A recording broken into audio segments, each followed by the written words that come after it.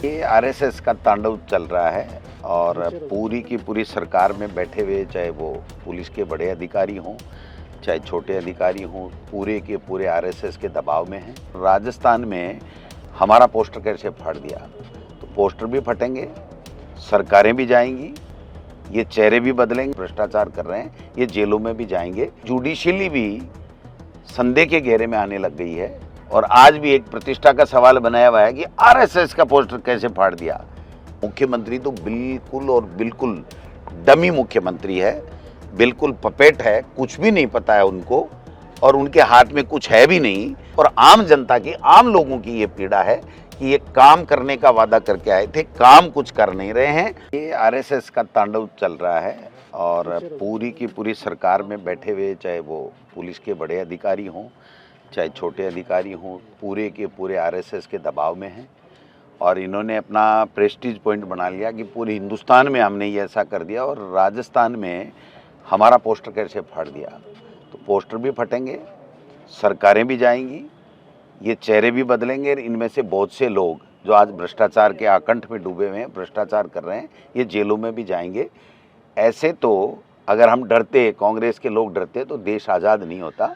ये हमारी परीक्षा ले रहे हैं, कितनी भी परीक्षा लें। मैं समझता हूँ कि जुडिशली भी संदेह के घेरे में आने लग गई है कि क्या ऐसा क्या जुर्म कर दिया था इन बच्चों ने, जहाँ पर कार्यक्रम स्थगित हो गया था, दूसरी जगह कार्यक्रम शिफ्ट हो गया था और उसके बाद में एक पोस्टर, एक सिंबॉलिक विरोध प्रदर्शन के तौर के ऊपर उस पोस्टर को उतारा गया और एक बच्चा उतार रहा है और उसने खुद ने वीडियो डाला है।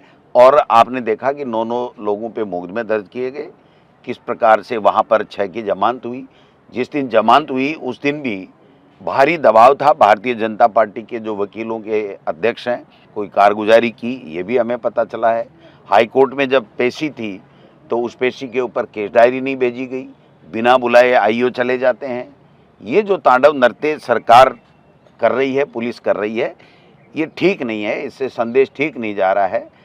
हमारे एक कहावत है कि काकड़ी के चोर के मुक्की की मार होती है, इतनी ही सज़ा होती है, तलवार से उसका सर नहीं बांटा जाता।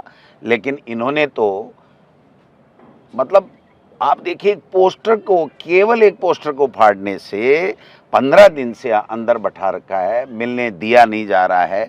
अभी भी जैसे किशोर मिला, उसके साथ ही वो दोनों लड़के खड़े हैं और बाकायदा बंद है पूरा का पूरा सिस्टम, टेलीफोन से बात की जा रही है, शीशे में वो दिख रहे हैं, उन दोनों से बात नहीं कराई जा रही। हो सकता है जेल का नियम होगा, हम भी नियमों को फॉलो करने वाले लोग हैं, लेकिन मैं समझता हूं कि ये जो दादागिरी, ये जो तानाशाही, ये संवैधानिक संस्थाओं का दुरुपयोग, कोर्ट का दुरुपयोग और इस प्रकार से कर रहे हैं, ये इनके लिए ठीक नहीं है।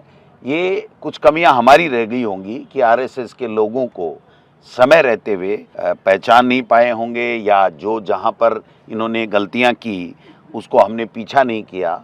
लेकिन ये तो ना गलती करके भी बच्चों को हरेस करने का काम कर रहे हैं, परेशान करने का काम कर रहे हैं।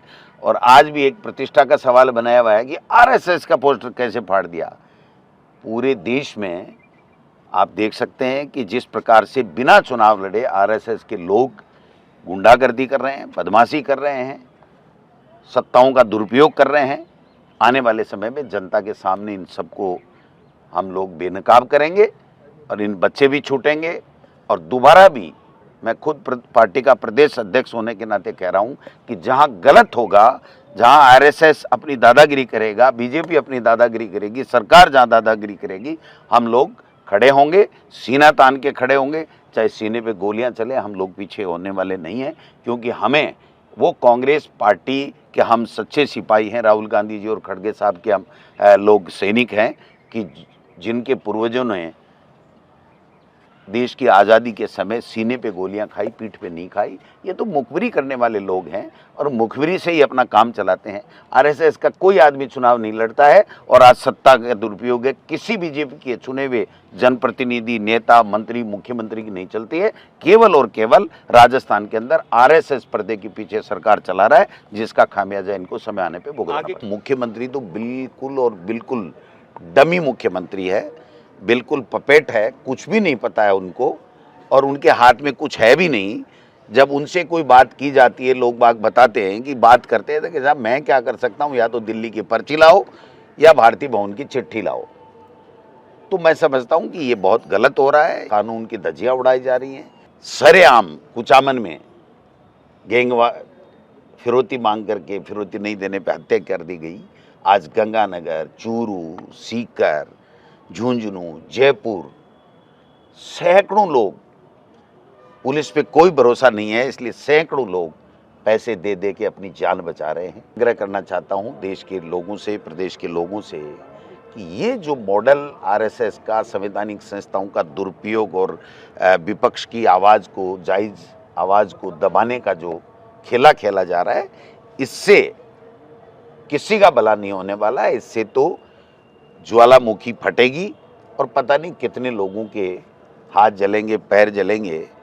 एक सिस्टम को हाईजैक कर लिया आरएसएस ने, ये हमारी पीड़ा है और आम जनता की, आम लोगों की ये पीड़ा है कि ये काम करने का वादा करके आए थे, काम कुछ कर नहीं रहे हैं और केवल सरकारी संस्थाओं का दुरुपयोग करके विपक्ष की आवाज़ को दबाना चाहते हैं।